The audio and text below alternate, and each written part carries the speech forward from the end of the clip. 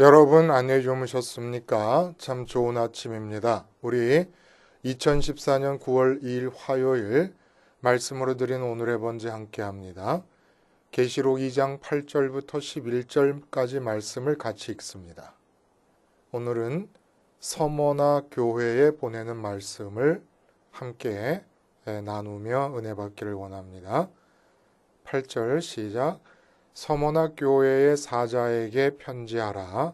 처음이며 마지막이요 죽었다가 살아나신 이가 이르시되 내가 네 환난과 궁핍을 알거니와 실상은 네가 부요한 자니라. 자칭 유대인이라 하는 자들의 비방도 알거니와 실상은 유대인이 아니요 사탄의 회당이라. 너는 장차 받을 고난을 두려워하지 말라. 볼지어다 마귀가 장차 너희 가운데서 몇 사람을 옥에 던져 시험을 받게 하리니 너희가 10일 동안 환난을 받으리라. 네가 죽도록 충성하라. 그리하면 내가 생명의 관을 네게 주리라. 귀 있는 자는 성령이 교회들에게 하시는 말씀을 들을지어다.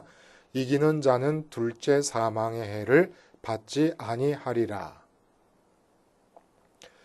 오늘 우리가 함께 읽은 말씀 중심으로 끝과 시작이 모두 좋아야 다 좋다라는 제목의 하나님 말씀 증거합니다.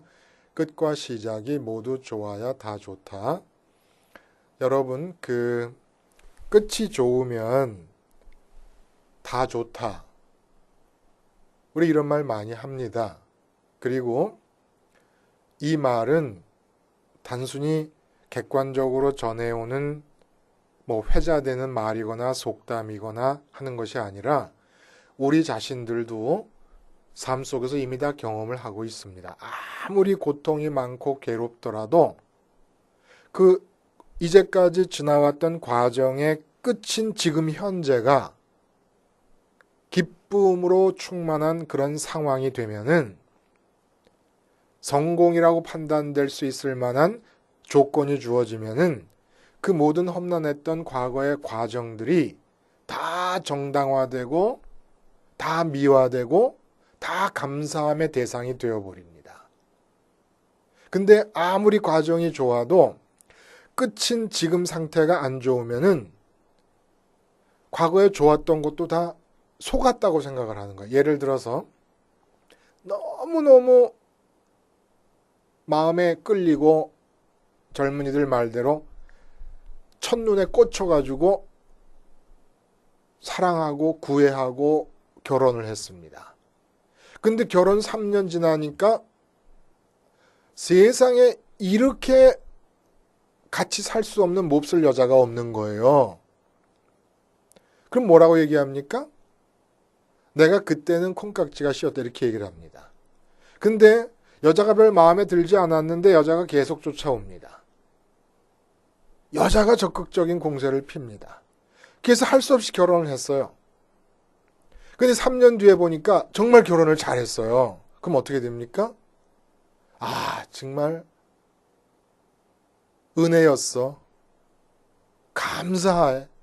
그땐 그렇게 싫었는데 지금 좋으니까.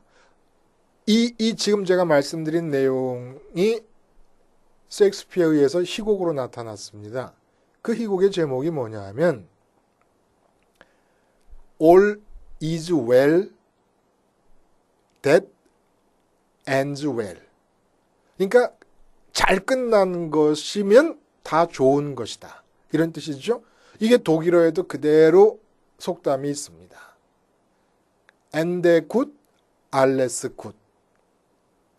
이거 모든 사람이 다 끝이 좋으면 다 좋은 거지요. 근데 이제 한 가지 여쭤봐요, 여러분. 그 셰익스피어 희곡에서 나오는 여주인공이 헬레나예요.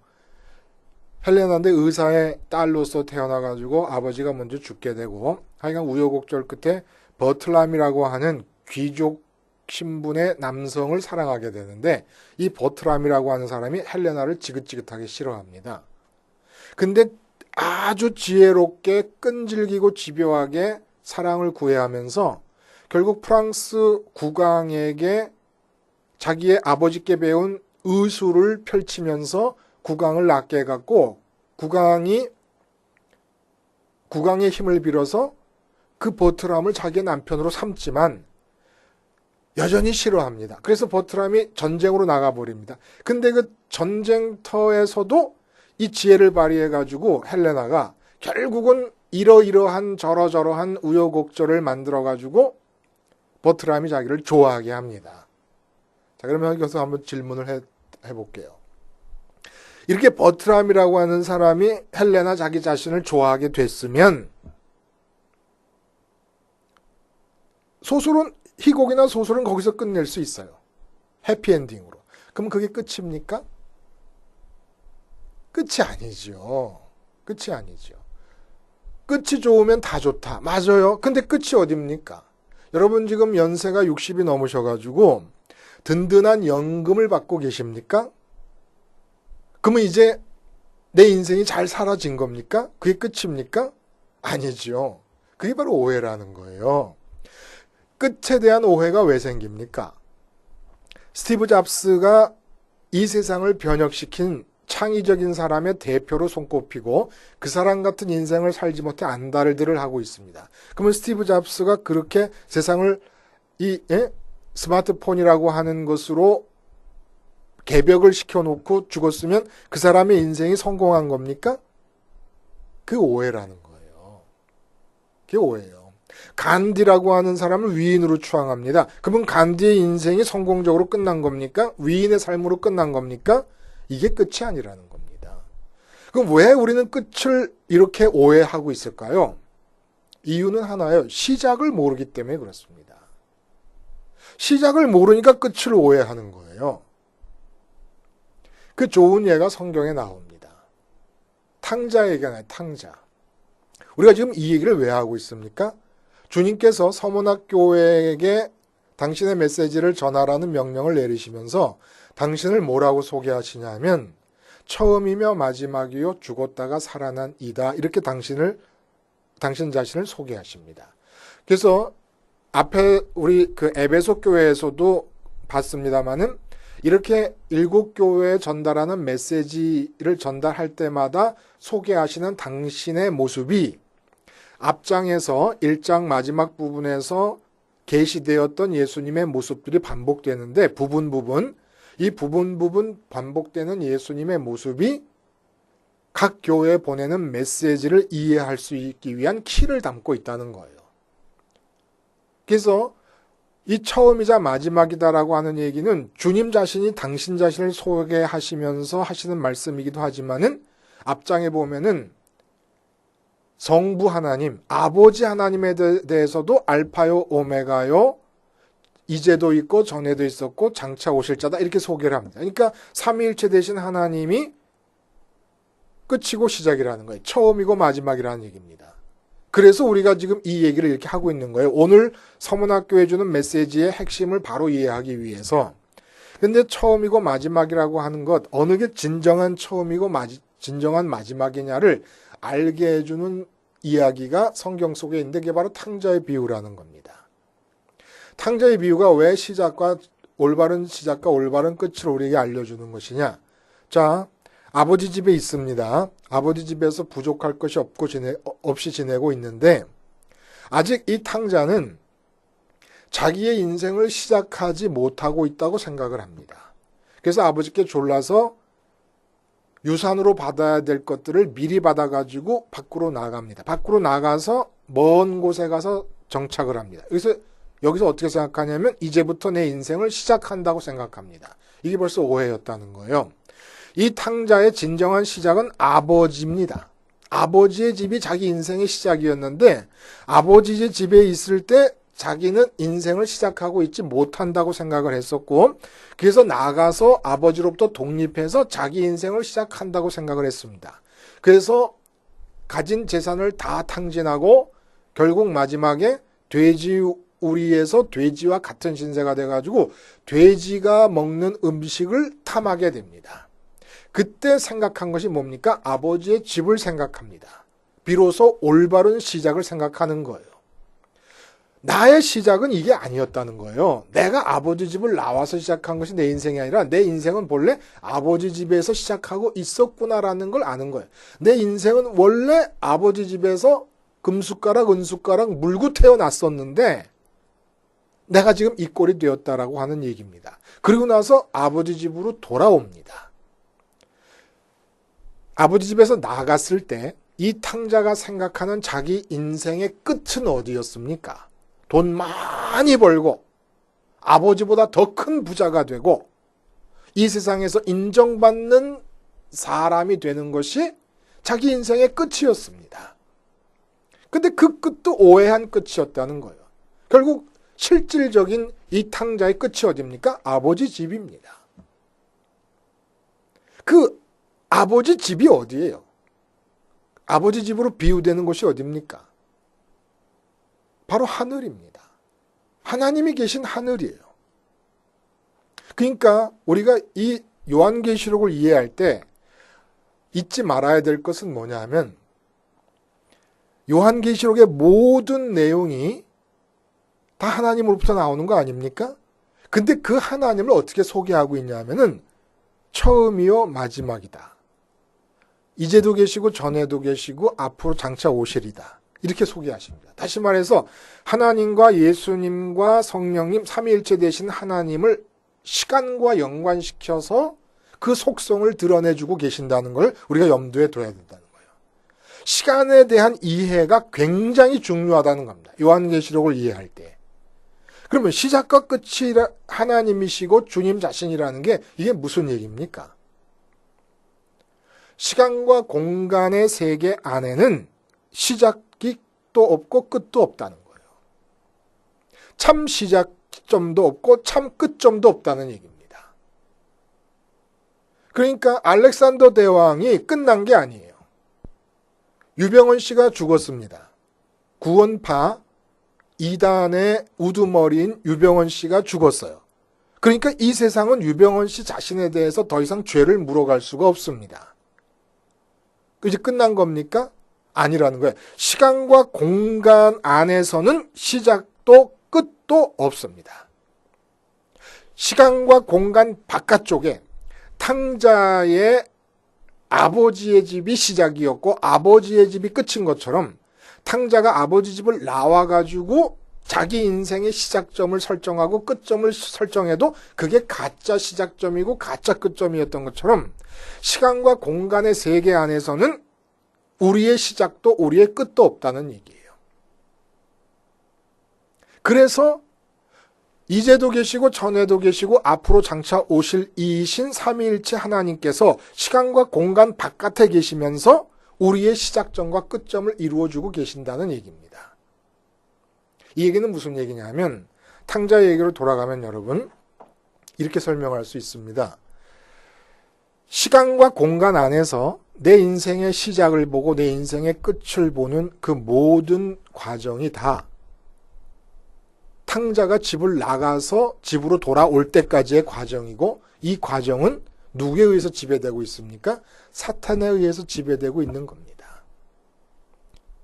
자, 여러분 생년월일이 있잖아요. 생년월일. 그 생년월일이 여러분의 시작이 아니라는 거예요. 쉽게 말하면. 사도 바울이 갈라디아서 1장에서 뭐라고 얘기합니까? 내가 이전에 유대교에 있을 때 행한 일을 너희가 들었거니와 하나님의 교회를 심히 핍박하고 잔해했다. 이렇게 얘기합니다. 이건 왜 그렇습니까? 나는 유대인으로 출생을 했다고 믿었으니까. 예? 근데 예수님 알게 되면서 이 사람이 시작을 찾는데 어떻게 찾냐 하면은 다음에 15절에 그러나 내 어머니의 태로부터 나를 택정하시고 은혜로 나로 부르시니가. 어머니의 태로부터 택정하셨다는 것은 어머니의 태에 임신된 것을 보고 비로소 택정하셨다는 얘기가 아니지 않습니까?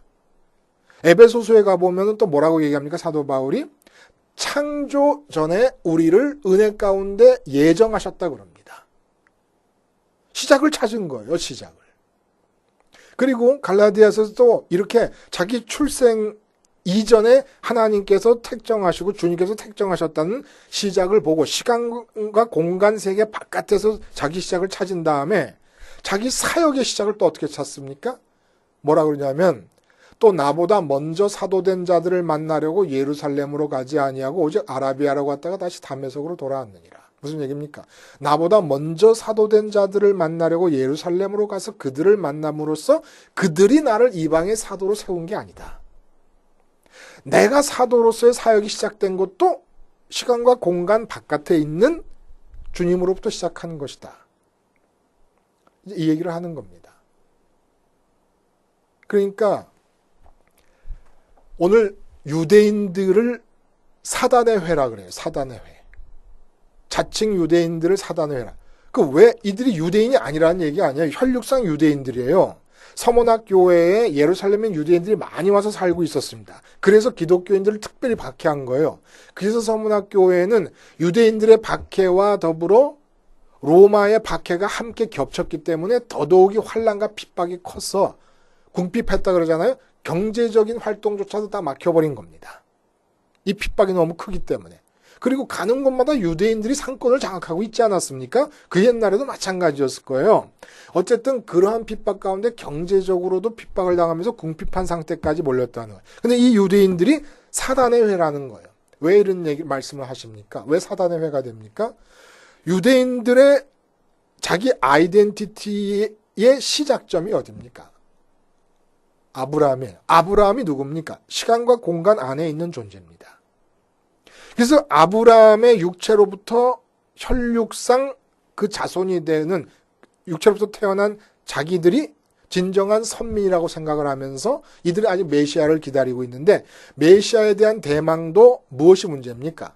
메시아가 오시면 시간과 공간의 세계 안에서 우리를 번영하게 해줄 거라고 생각했던 겁니다. 이게 바로 탕자가 집을 나와서 집으로 돌아가기 전까지의 그 과정, 자기 혼자 지내던 그 과정이 완전히 돼지우리에 처박히는 그 인생의 과정이 마귀에게 지배되는 것과 마찬가지로 시간과 공간 안에서 나의 시작을 보고 나의 끝을 보는 모든 사람들이 지금 사단의 지배 아래 있는 거다 이겁니다. 그러니까 내가 어느 아버지와 어느 어머니 밑에서 몇 년도에 출생해가지고 이제 이렇게 시작한 내 인생을 비록 우리 아버지와 어머니는 가난하고 못 배우고 그러셨지만 개천에서 용난다 그랬으니까 이 시간과 공간의 세계 속에서 다른 사람들이 정말 다 부러워할 만한 그런 자리에 올랐음으로써 인생을 성공하리라 생각하고 있으면 사단의 종로로 타고 있다 이겁니다. 시작과 끝을 시간과 공간 안에서 보고 있으면 시간과 공간이란 게 뭡니까 지금? 해가 우주 안에 떠 있잖아요. 달이 떠 있고 해가 지구를 지구가 해 주위를 한 바퀴 돌면 그게 하루입니다. 시간이잖아요. 시간인데 지구가 태양을 도는 공간에 이동이 생깁니다. 공간과 시간이 이렇게 시줄과 날줄처럼 얽혀 있으면서 이 피조의 세계가 돌아가고 있는 겁니다. 꽃이 피었다 집니다. 공간에서 사라져 버립니다. 존재가 없어져 버립니다. 근데 시간이 지나는 거예요. 시간이 지나면서 시들어 버리는 겁니다. 시간이 지나면서 피었던 나무에 달렸던 이파리가 낙엽이 돼서 땅에 떨어집니다. 공간의 이동이 있습니다. 시간이 지났기 때문에 그렇습니다. 이 세상에서 시간과 공간이 이렇게 시줄과 날줄처럼 얽혀있는 이 세상에서 내 인생의 시작점을 보고 있습니까? 내가 아직도 몇 년도생이라고 생각하십니까? 아니에요. 모든 인간은 아담 안에 있었다는 얘기는 아담이 창조되기 전에 하나님 마음속에서 예정되었습니다. 피조되도록 예정되었어요. 구원받도록 예정된 예정이 또 따로 있지만 피조되도록 예정되었어요. 아담 안에서. 그러므로 나의 진정한 시작점인 생년월일은 창세 전입니다. 이 시작점을 알면 창세 전에 시간과 공간 바깥에 계신 하나님과 주님이 나의 참된 시작이라는 걸 알면 끝이 어딥니까? 결국 하나님께로 돌아가는 겁니다. 이게 바로 시간과 공간 속에서 우리가 삶을 얻게 되는 삶의 의미라는 거예요. 이 삶의 의미가 뭡니까? 시작을 깨닫고 그 시작점이신 하나님께 돌아가서 영원히 사는 겁니다. 영원히 살 수 있는 자격을 부여받는 시간이 이 바로 시간과 공간 속에서 삶이라는 거예요. 근데 마귀는 어떻게 하느냐? 시작을 잘라내고 그리고 끝을 잘라냅니다. 그래서 시작과 끝을 이 시간과 공간 안에 막혀버리게 합니다. 그리고 하나님과 예수님을 믿게 합니다. 믿으라고 합니다. 믿는 이유가 뭡니까? 시간과 공간 안에서의 내 마지막 점의 성공을 위해서 믿으라고 합니다. 이게 바로 사단의 회라는 겁니다. 서문학 교회를 향해서는 하나님께서 나무라시지를 않아요. 그러나 나무라시지 않는다고 우리가 받아야 될 경고가 없는 게 아니라는 거예요. 서문학 교회처럼 못하고 있습니다. 오히려 우리는 유대인처럼 하고 있습니다. 사단의 회라고 하는 유대인처럼 하고 있어요. 유대인이 뭐라고요? 시간과 공간 안에서 자기 인생의 시작을 찾고 자기 인생의 끝을 찾는 겁니다. 메시아 대망도 결국 메시아가 오시면은 시간과 공간 안에서 나를 번영하게 해줄 거라고 믿고 있기 때문에 이들이 바로 사단의 회가 되는 겁니다. 그럼 주님의 십자가는 무엇을 하는 메시아의 사건입니까? 시간과 공간 밖으로 우리 마음을 끌어내는 것이에요. 본래의 시작점이신 하나님께로 돌아가서 영원히 살 수 있는 자들이 되게 하는 겁니다. 그래서 십자가 사건이 일어난 겁니다. 십자가 사건이 우리에게 이 시공간에서 살고 있는 동안에 무슨 의미를 갖고 있는 겁니까? 계속 시공간에 살고 있지만 시공간에서 끝을 보려 하지 않고 우리 마음을 시공간 바깥에 계신 하나님께 둠으로써 하나님 사랑을 표현해내는 겁니다. 자, 그러면 이것과 오늘 서문학교회가 당하고 있는 환난과 궁핍이 어떤 연관성이 있습니까? 왜 환난과 궁핍을 당하고 있는데 실상은 너희가 부요한 자라는 말씀을 하고 계십니까? 실상, 이게 중요한 거예요. 실상. 시간과 공간 안에서의 상황은 아직 실상이 아닙니다. 시간과 공간 안에서의 상황이 어떤 상황인가를 제대로 알려면, 실상을 알려면 시간과 공간 바깥에 있는 시작과 끝을 연결해 봐야 지금 시간과 공간 안에서 지금 내 삶의 처지가 어떤 상황인가가 바로 드러나게 된다는 겁니다. 간디가 위인으로 추앙받고 죽었습니다. 근데 간디의 일생을 읽어보면 교회에 들어가기도 했었고 예수님을 믿을 기회가 많았지만 교인들의 모습을 보고 예수님을 믿지 않습니다. 그 교인들도 책임이 있겠습니다만은 그렇다고 예수님을 받아들이지 않은 간디도 문제가 있는 거예요. 위인입니까?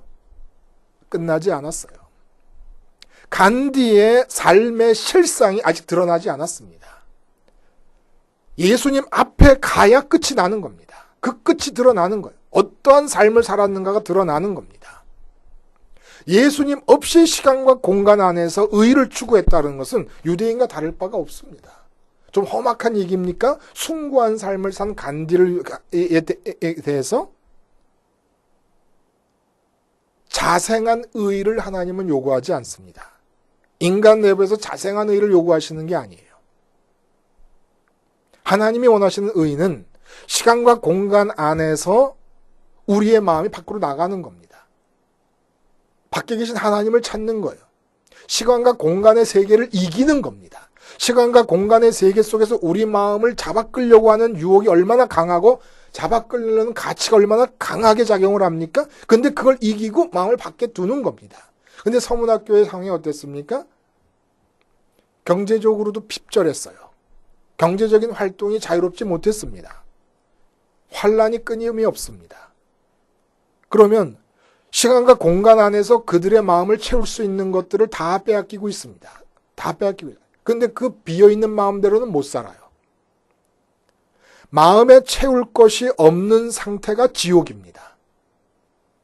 그러니까 이 세상에서 우리가 사는 동안에는 믿지 않는 사람들이 이 세상 것들로 마음을 채울 수 있을 거라고 착각하고 있기 때문에 살 수 있는 거예요. 지옥에 가면은 죽지도 않고 마음에 채울 것이 없다는 걸 알게 됩니다. 내 마음은 비어있고 내 마음은 허전하고 내 마음은 공허한데 채울 것이 없는 것을 알게 되는 것이 지옥이고 이게 바로 둘째 사망이에요. 오늘 본문에 나오는 둘째 사망. 그러니까 시공간 안에서 우리 육체가 죽는 건 죽는 게 아니에요. 아직도 끝이 아닌 거라는 얘기입니다. 근데 서문학교인들은 이렇게 시공간 안에서 우리 마음을 채울 수 있을 거라고 착각되는 모든 것들이 다 빼앗겨질 때 시공간 바깥에 계신 하나님과 주님을 기억해낸 겁니다. 그래서 이들이 진짜 부요한 자라는 거예요. 왜 그렇습니까? 시간과 공간 안에 살고 있는 동안에 우리가 시간과 공간 바깥에 계신 하나님과 주님을 소유할 수 있는 방법은 마음을 시간과 공간 바깥으로 두는 수밖에 없는 거예요.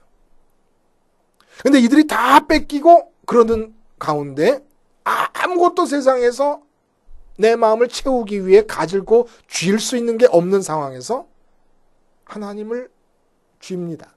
그러니까 마음이 시간과 공간 바깥으로 빠져나가는 정도가 클수록, 마음의 양이 클수록 하나님을 많이 붙잡는 것이고, 실상을 보면 이들이 부자라는 얘기입니다. 이들이. 여러분의 시작이 어디입니까? 어느 부모님 밑에서 태어나셨습니까? 아닙니다. 아직 그렇게 생각하고 있으면 반드시 여러분은 지금 시간과 공간 이 세계 안에서 잘 되는 것이 인생의 성공이라고 생각하고 있을 거예요. 진정으로 내가 하나님으로부터 온 사람이라 그러면 하나님께로 돌아가야 된다는 걸 알게 됩니다. 하나님으로부터 온 이유는 하나님께로 돌아가서 하나님과 영원히 같이 살 수 있는 아들됨을 여기서 구현하는 거예요. 그래서 언젠가 말씀드린 것처럼 이 시간과 공간의 세계는 하나의 자궁입니다. 어머니의 뱃속을 모태라고 하는 것처럼 세태입니다. 세상이라는 자궁이에요. 이 자궁 속에서 하나님의 아들로 커가는 겁니다. 하나님의 아들로 커가는 것이 뭐예요?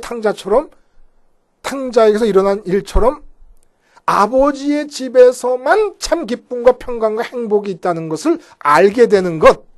이것이 바로 아들로 커가는 겁니다. 어디서? 시간과 공간 안에서. 시간과 공간 안에서 평강을 추구하려고 삽니다. 성공하려고 삽니다. 인생의 끝을 보려고 삽니다. 이 시간과 공간 안에서. 이게 바로 타락이고 이게 바로 사단의 지배 아래 있는 상태입니다. 여기서 벗어나면서 시간과 공간 안에서는 내 끝이 없다. 내 성공이 없다. 나의 평강의 근거가 없다. 시간과 공간 밖에 계신 하늘에 계신 우리 아버지와 주님에게만 그 평강의 근거가 있고 행복의 내용이 있고 내 인생의 성공이 있다. 내 인생의 성공은 주님의 십자가다. 십자가를 통해서 아버지께 가는 것이다. 이걸 깨달으면서 하루하루를 살게 되는 것이 아들의 모습을 이루어낸 것이라는 겁니다. 이 세상이라는 자궁 속에서. 그러니까 이 시간과 공간 안에서 지금 실패하고 있습니까? 별 볼 일 없습니까? 끝이 아니에요. 끝이 아니에요. 별 볼 일 없고 가진 게 없다 그러면 유리한 겁니다. 마음을 이 시간과 공간 밖으로 보내기가 유리한 겁니다. 십자가를 붙잡고 하나님께로 보내는 겁니다. 미련 없이 보내는 겁니다. 날마다 보내는 겁니다. 보내는 양이 많을수록 우리는 부자가 됩니다. 보내는 양이 많을수록 하나님을 많이 갖게 되기 때문입니다. 끝이 좋아야 모든 게 다 좋다? 아니요. 끝뿐만 아니라 시작도 바른 시작을 찾아내야 다 좋을 수 있습니다. 기도하시겠습니다. 하나님 아버지, 내 인생의 시작점과 인생의 끝점, 우리 인생의 성공점, 절정은 시간과 공간 안에 없음을 기억하게 하셔서 날마다 주님의 십자가를 통하여 나 스스로 서문학 교인들의 궁핍과 환난을 만들어내서라도 십자가를 통해 마음을 이 시공을 떠나 아버지께 드릴 수 있게 해 주시옵소서. 예수님의 이름으로 기도하옵나이다. 아멘.